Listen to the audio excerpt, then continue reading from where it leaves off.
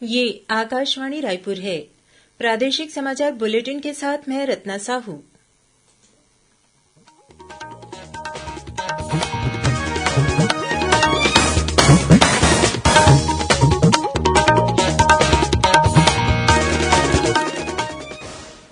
और अब पेश है आज के मुख्य समाचार।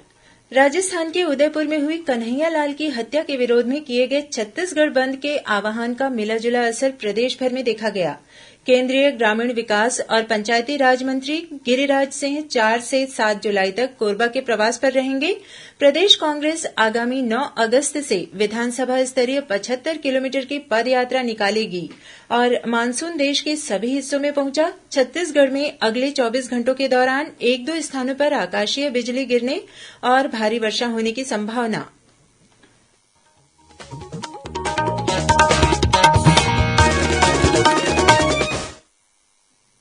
अब समाचार विस्तार से। राजस्थान के उदयपुर में हुई कन्हैयालाल की हत्या के विरोध में विश्व हिन्दू परिषद द्वारा किए गए छत्तीसगढ़ बंद के आव्हान का मिलाजुला असर राजधानी रायपुर सहित प्रदेश भर में देखा गया। इस बंद को भारतीय जनता पार्टी और छत्तीसगढ़ चैंबर ऑफ कॉमर्स ने अपना समर्थन दिया था।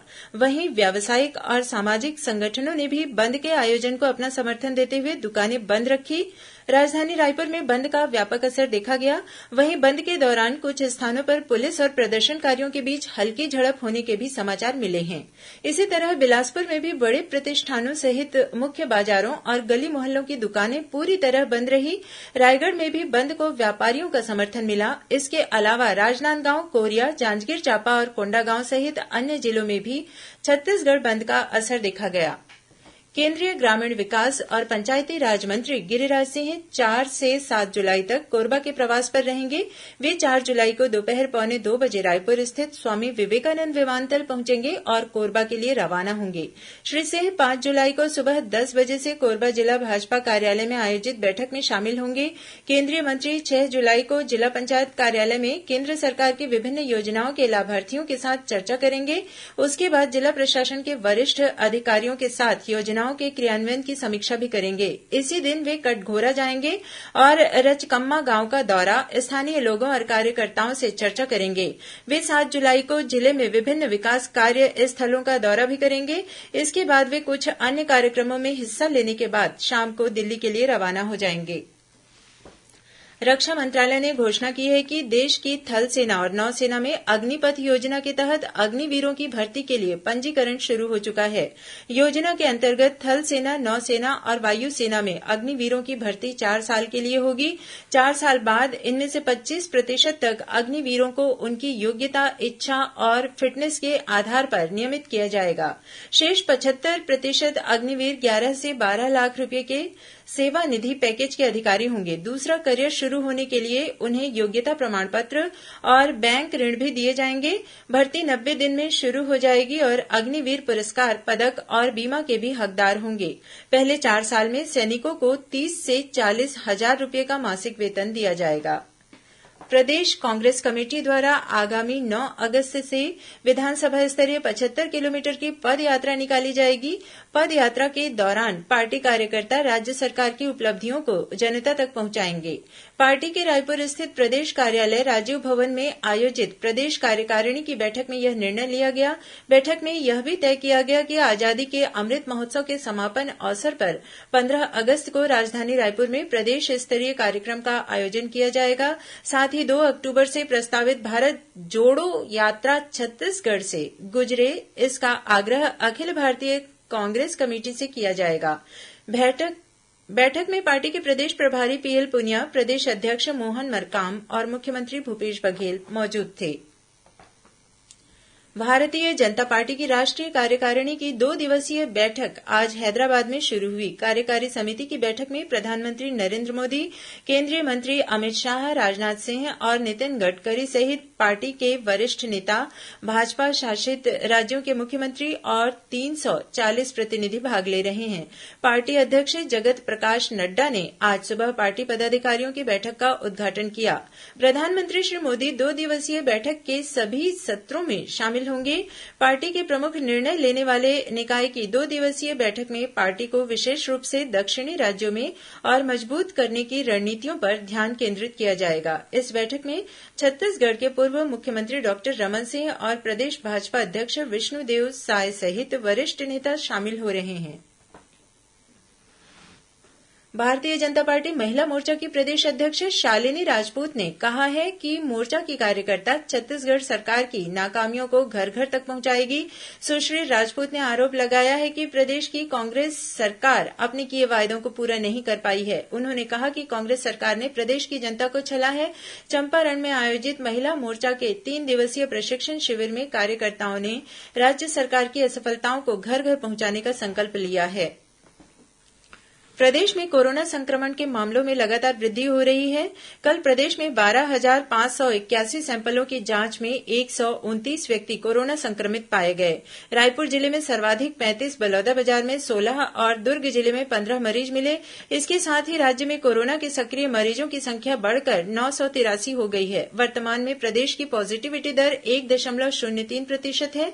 इस बीच प्रदेश में कोरोना से बचाव के लिए टीकाकरण अभियान भी जारी है। प्रदेश में अब तक 4,15,91,000 से अधिक कोविड रोधी टीके लगाए जा चुके हैं।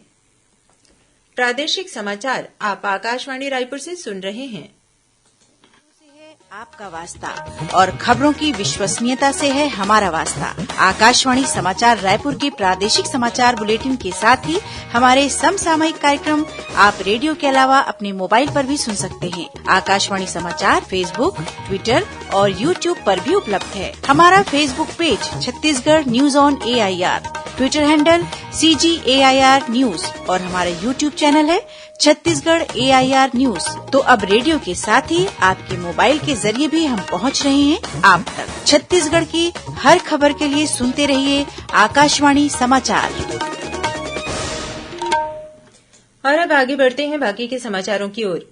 मुख्यमंत्री भूपेश बघेल ने राजधानी रायपुर में मॉल श्री विहार कॉलोनी स्थित रियल एस्टेट अपीलेट ट्रिब्यूनल के नवनिर्मित भवन का आज वर्चुअल लोकार्पण किया। कार्यक्रम में रियल एस्टेट अपीलेट ट्रिब्यूनल के अध्यक्ष जस्टिस शरद कुमार गुप्ता मौजूद थे। इस अवसर पर मुख्यमंत्री ने कहा कि उपभोक्ताओं और कॉलोनाइजरों के हितों के संरक्षण में रियल एस्टेट अपीलेट ट्रिब्यूनल एक महत्वपूर्ण फोरम साबित होगा। उल्लेखनीय है कि भू संपदा विनियमन और विकास अधिनियम 2016 के तहत रियल एस्टेट सेक्टर के जुड़े विवादों के निराकरण के लिए भू संपदा विनियामक प्राधिकरण रेरा और रियल एस्टेट अपीलेट ट्रिब्यूनल बनाए गए हैं। रेरा या अन्य अथॉरिटी के निर्णय से असंतुष्ट पक्ष ट्रिब्यूनल में अपील कर सकेंगे। श्रोताओं, प्रादेशिक समाचार एकांश का समसामयिक विषयों पर आधारित साप्ताहिक कार्यक्रम बातों बातों में इस बार कृषि क्षेत्र में स्टार्टअप की संभावनाओं पर रायपुर के कृषि विश्वविद्यालय स्थित एग्री बिजनेस इंक्यूबेशन सेंटर के प्रमुख डॉक्टर हुलास पाठक से ली गई भेंटवार्ता प्रसारित की जाएगी। इसका प्रसारण आकाशवाणी केन्द्र रायपुर द्वारा कल सुबह 9:30 पर किया जाएगा। इसे छत्तीसगढ़ स्थित आकाशवाणी के सभी केन्द्र रिले करेंगे। श्रोताओं, आकाशवाणी के रायपुर केन्द्र द्वारा कल शाम 6:30 से 6:35 तक जिले की चिट्ठी कार्यक्रम का प्रसारण किया जाएगा।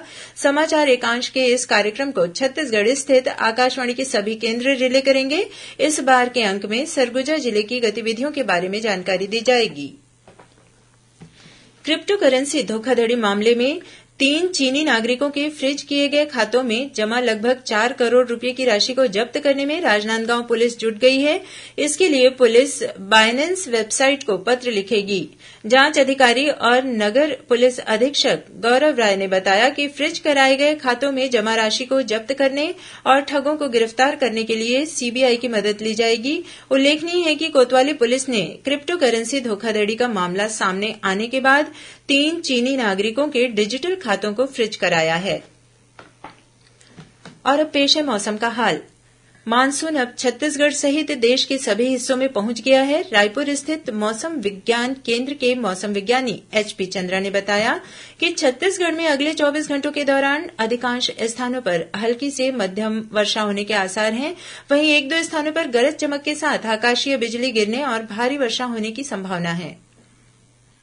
दक्षिण पश्चिम मानसून आज 2 जुलाई को 6 दिन पूर्व ही पूरे देश में कवर कर लिया है। एक ऊपरी हवा का चक्रीय चक्रवाती घेरा बांग्लादेश और उसके आसपास 7.6 किलोमीटर ऊंचाई तक स्थित है। इसके प्रभाव से अगले 48 घंटे में उत्तर उड़ीसा और उससे लगे क्षेत्र में निम्न दाब का क्षेत्र बनने की संभावना है, जिसके कारण प्रदेश में अधिकांश स्थानों पर हल्की से मध्यम वर्षा होने अथवा गरज चमक के साथ छींटे पड़ने की संभावना है। प्रदेश में एक दो स्थानों पर गरज चमक के साथ वज्रपात होने तथा भारी वर्षा होने की संभावना है। और अब कुछ खबरें संक्षेप में। आज विश्व खेल पत्रकार दिवस है। इसे अंतर्राष्ट्रीय खेल पत्रकार दिवस के रूप में भी जाना जाता है। यह दिन दुनिया भर के सभी खेल पत्रकारों को सम्मानित करने और लोगों में खेल पत्रकारिता के बारे में जागरूकता पैदा करने के उद्देश्य से मनाया जाता है। बीजापुर जिले में गंगालूर एरिया कमेटी के प्लाटून नंबर 12 की एक महिला माओवादी ने पुलिस के समक्ष आत्मसमर्पण किया है। पुनर्वास नीति के तहत आत्मसमर्पित इस माओवादी को 10,000 रूपये की प्रोत्साहन राशि प्रदान की गई। नगरीय प्रशासन विभाग द्वारा संचालित दाई दीदी क्लिनिक योजना के तहत रायपुर, बिलासपुर और भिलाई नगर निगम क्षेत्रों की स्लम बस्तियों में 1 लाख से अधिक महिलाओं का निःशुल्क इलाज किया गया। वहीं 18,000 से अधिक महिलाओं के लैब टेस्ट और 98,000 से अधिक महिलाओं को निःशुल्क दवाइयां वितरित की गई। पौधा तुहर द्वार कार्यक्रम के तहत दक्षिण कोंडागांव वनमंडल द्वारा कोंडागांव नगर पालिका क्षेत्र के सभी वार्डों में निःशुल्क पौध वितरण शुरू किया गया। इस कार्यक्रम के तहत 31 जुलाई तक लोगों को घर पहुंचाकर पौधों का निःशुल्क वितरण किया जाएगा। और रायपुर रेल मंडल के अंतर्गत आरपीएफ की टीम ने अभियान चलाकर अलग अलग स्थानों से लगभग 111 किलो गांजे के साथ 9 आरोपियों को गिरफ्तार किया है। जब्त गांजे की कीमत करीब 6 लाख रूपये आंकी गई है। अंत में मुख्य समाचार एक बार फिर। राजस्थान के उदयपुर में हुई कन्हैयालाल की हत्या के विरोध में किए गए छत्तीसगढ़ बंद के आह्वान का मिला जुला असर प्रदेश भर में देखा गया। केंद्रीय ग्रामीण विकास और पंचायती राज मंत्री गिरिराज सिंह 4 से 7 जुलाई तक कोरबा के प्रवास पर रहेंगे। प्रदेश कांग्रेस आगामी 9 अगस्त से विधानसभा स्तरीय 75 किलोमीटर की पदयात्रा निकालेगी। और मानसून देश के सभी हिस्सों में पहुंचा। छत्तीसगढ़ में अगले 24 घंटों के दौरान 1-2 स्थानों पर आकाशीय बिजली गिरने और भारी वर्षा होने की संभावना। इसी के साथ प्रादेशिक समाचार बुलेटिन समाप्त हुआ। नमस्कार।